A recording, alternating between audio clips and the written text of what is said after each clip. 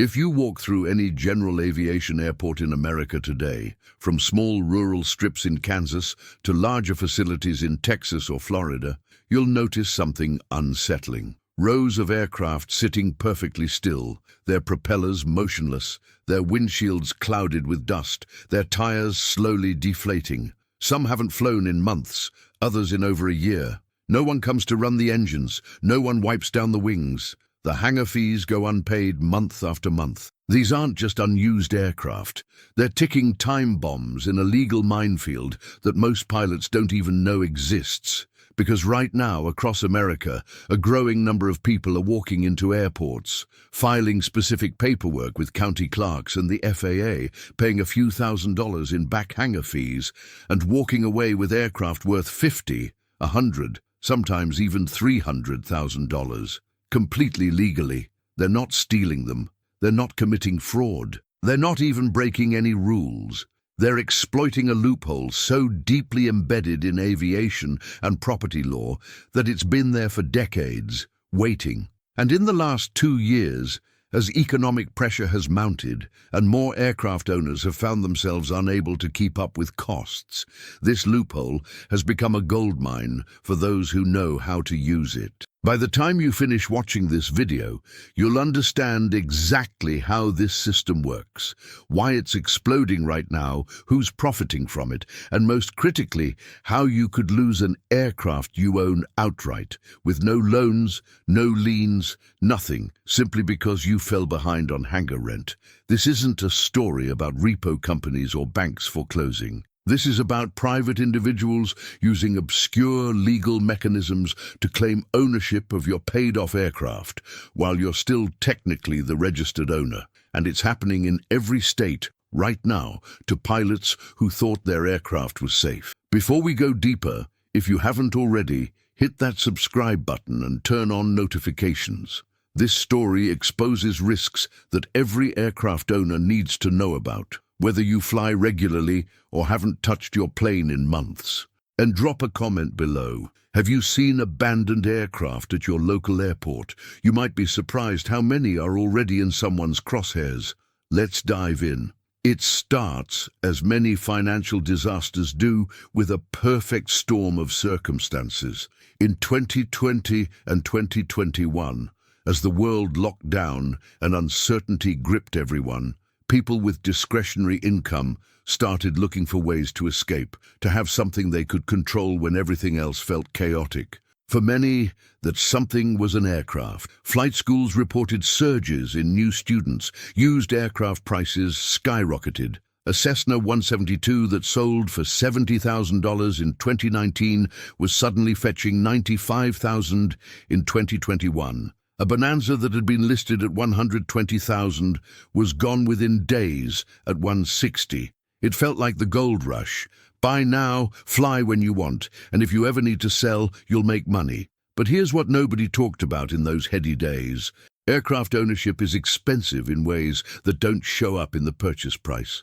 Annual inspections can run $3,000 to $5,000, sometimes more if issues are found. Insurance premiums that were $2,000 a year in 2019 jumped to $4,000 or $5,000 by 2022, especially for low-time owners. Engine reserves, the money you should be setting aside for the inevitable overhaul, can mean putting away $100 or more per flight hour. And hangar rent, if you can even find available space, runs anywhere from $300 to $1,500 per month, depending on location. Stack it all up, and you're looking at $15,000 to $25,000 annually just to own the aircraft before you even turn the key. For a while, new owners managed, but then inflation hit. Interest rates on everything from credit cards to mortgages surged, real wages stagnated, discretionary income evaporated. And suddenly, that aircraft payment or those monthly hangar fees became a burden that owners couldn't justify. Many tried to sell, but the market had already turned. By late 2022 and into 2023, prices collapsed. That Cessna 172 that sold for $95,000 was now struggling to find buyers at $70,000. The Bonanza that went for $160,000 was listed at $125,000 with no offers. Owners found themselves trapped, unable to sell for what they owed, unable to afford keeping it, and unable to simply walk away without consequences. Except many of them did walk away. They stopped paying hangar rent. They stopped answering calls from the airport manager. They disappeared, hoping the problem would resolve itself somehow. And this is where the nightmare begins. Because unlike a car, which can be towed from your driveway if you stop making payments, an aircraft is governed by a complex web of federal aviation regulations, state property laws, and local ordinances. And within that web lies a loophole that allows private citizens, not banks, not the government, but ordinary people with knowledge of the system to legally claim ownership of abandoned aircraft. Here's exactly how it works. Under most state laws, particularly the Uniform Commercial Code that's been adopted in some form across the country, any personal property left on private or leased property with unpaid fees for a specified period, usually 60 to 90 days, can be declared abandoned. Once declared abandoned, the property owner, in this case the hangar or tie-down operator, can file what's called a possessory lien with the county clerk's office. This lien establishes a legal claim against the aircraft for the unpaid fees plus administrative costs. But here's the key part that most people don't understand. Once that lien is filed and a statutory waiting period passes, typically another 30 to 90 days depending on the state, if the aircraft owner doesn't come forward, pay all back fees, and contest the lien, ownership can transfer. Not to the airport or hangar operator necessarily, but to anyone who pays off that lien. This is where the gold rush begins, because the amount owed in back rent might be $6,000, maybe $10,000 if it's been sitting for a year, but the aircraft itself could be worth $80,000, $120,000 or more. Pay the $6,000, follow the legal process, and you can walk away with an aircraft worth 20 times what you invested. The process is shockingly simple for those who know it. First, you identify the target. You're looking for aircraft that show obvious signs of abandonment. Flat tires, faded paint, inspection stickers that expired months ago, no activity logs, spider webs in the engine cowling. You talk to the hangar operator or airport manager. Are the fees current? How long has it been sitting? Has the owner responded to any communication? If the answers confirm abandonment, you wait for the operator to file the lien, or in some cases you encourage them to do so, explaining that you might be interested in taking it off their hands. Once the lien is filed, the clock starts. Legal notice must be sent to the registered owner at their address of record with the FAA. But here's the problem. Many pilots haven't updated their address with the FAA in years. The notice goes to an old address, gets returned as undeliverable, and that counts as proper notification under the law. The waiting period expires. No response. At this point, you approach the hangar operator with an offer. I'll pay all the back rent, all the fees. Take this problem off your hands. They're often thrilled. They've been trying to collect for months. They get their money. You get the aircraft. You file the proper paperwork with the FAA showing the lien satisfaction and transfer of ownership. And within weeks, the aircraft is legally yours. Now you might be thinking, surely the original owner would fight this. They own the aircraft. It's registered in their name. But here's the brutal reality. Many owners have moved on psychologically. They've written off the aircraft as a financial loss. They're embarrassed. They don't want to deal with it. And even if they want to fight, they'd need to hire an attorney, go to court, prove they didn't abandon it, which is hard when you haven't touched it in 8 months, and pay all the back fees anyway just to get standing to contest the lien. For many, it's easier to walk away and let it go. And that's exactly what the lien claimants are counting on. This isn't theoretical. It's happening right now, and it's becoming an industry. In Texas, a man who runs a small aviation consulting business has claimed 11 aircraft since early 2023. His method is systematic. He visits rural airports where oversight is minimal and hangar operators are often just trying to make rent on their own leases. He looks for obvious signs of abandonment, confirms the status with the operator, and when the time is right, he steps in. His total investment per aircraft averages about $8,000, including back rent, legal fees and paperwork. His average sale price after claiming ownership is $75,000. He's made over $600,000 in less than 2 years, all completely legal. In Florida, a group has taken it further. They've hired scouts who visit general aviation airports weekly, photographing tail numbers, checking registration status, and cross-referencing with county property records to find owners who've moved or died. When they identify a target, they contact the hangar operator, explain the lien process, and offer to handle all the paperwork in exchange for first right to pay off the lien. They're processing 3 to 4 aircraft per month through this system. Their profit margins are staggering because they're buying aircraft for 10 cents on the dollar. What makes this particularly insidious is how it targets the most vulnerable owners. Many of the aircraft being claimed belong to older pilots who stopped flying due to medical issues, who passed away and whose families didn't know what to do with the plane, or who suffered financial setbacks and simply couldn't afford to maintain ownership. These aren't wealthy individuals with lawyers on retainer.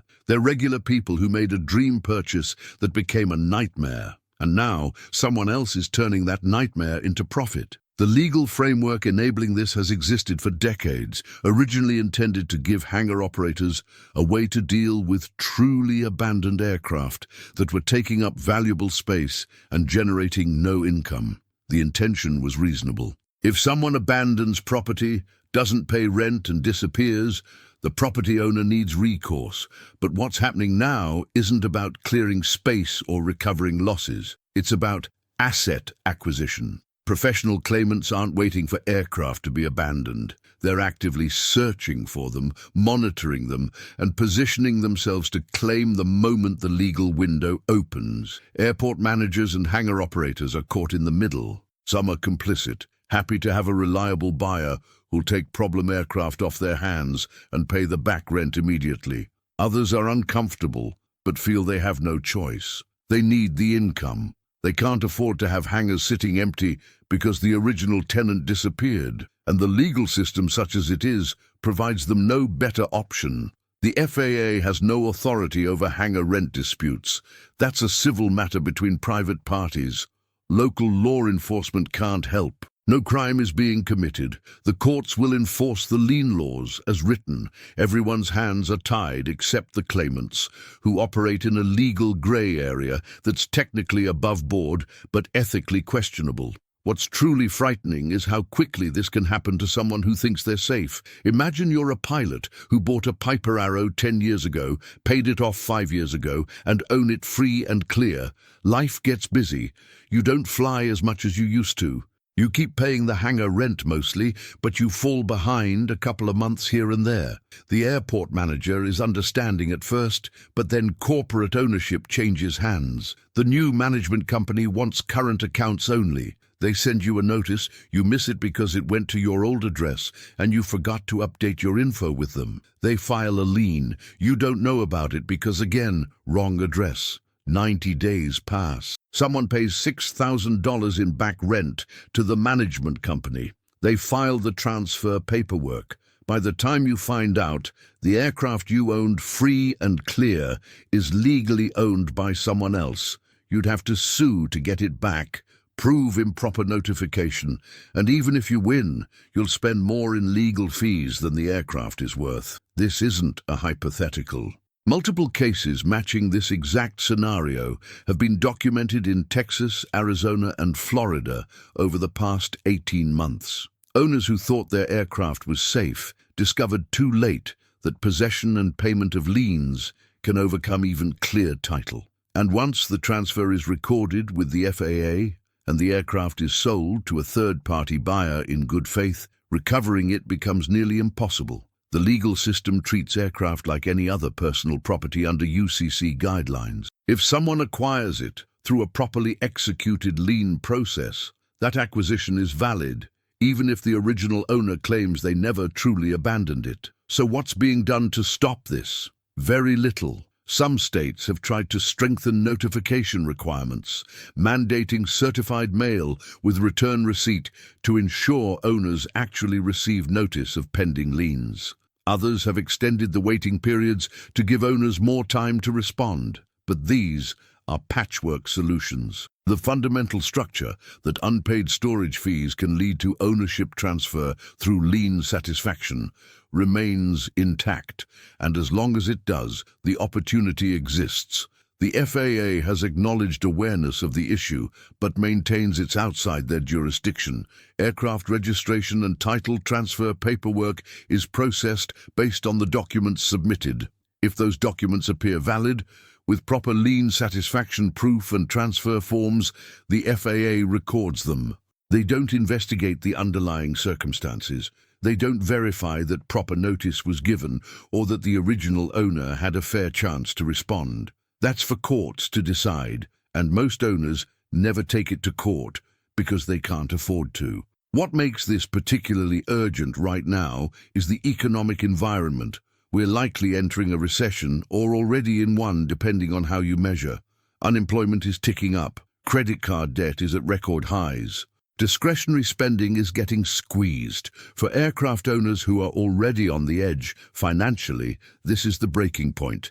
Hangar rent becomes one of those expenses that gets delayed, then skipped, then ignored entirely. And every aircraft that goes into that cycle becomes a target. Industry observers estimate there are currently over 3,000 general aviation aircraft across the United States that fit the abandonment profile. They're hangared or tied down, they're behind on fees, they show no signs of recent use, and they're registered to owners who are non-responsive. That's 3,000 opportunities for someone to step in and claim aircraft worth collectively over $200 million for a total investment of maybe $20 million in back fees and legal costs.